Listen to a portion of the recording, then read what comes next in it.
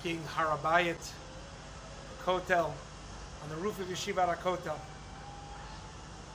thinking together for a couple of minutes, listening to the music of the Yofi of Yerushalayim, and still realizing that it's not Shalem, that it's not the full Yerushalayim. We're still lacking. And the one message I'd like to share with you is based on an insight that the Rav of Gilo, Rav Schlesinger, pointed out in Parshat Korach a couple weeks back. It's fascinating that if you look at many of the Psalms, the books of Tehillim, that we know that David HaMelech wrote many of the chapters, Moshe Rabbeinu, even Adam HaRishon. However, there are a couple of chapters that are written, that are attributed to Lamnatseach Livnei Korach. We say every single Monday morning, the Mizmor of Livnei Korach, many also Mizmor L'Asaf, which comes from the descendants of Korach.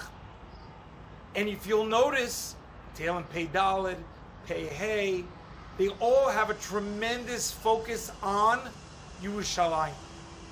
Ohavei Hashem Misha'arim Mitzuyanim, the idea of the beauty, the idea of the majesty of Yerushalayim. And the question is, why is Korach and Bnei Korach infatuated with Yerushalayim? I'd like to suggest that Korach, what he's known for is the machlokas. As the Mishnah in our Avos tells us, there's a machlokas l'shem shemayim. There's an important idea of conflict to be able, within the understanding of model, to be able really to get things clearer. However, there's a machlokas shelo l'shem shemayim. The machlokas l'shem shemayim is Hillel and Shammai, says the Mishnah in Avot. However, the machloket shelo l'shem shemayim is Korach va'adato. It's not Korach and Moshe. Why not? They explain, because many Mefarshim commentators explain, since Korach wasn't interested in the other. They had their own agenda. He wasn't listening to the other side. There wasn't another side.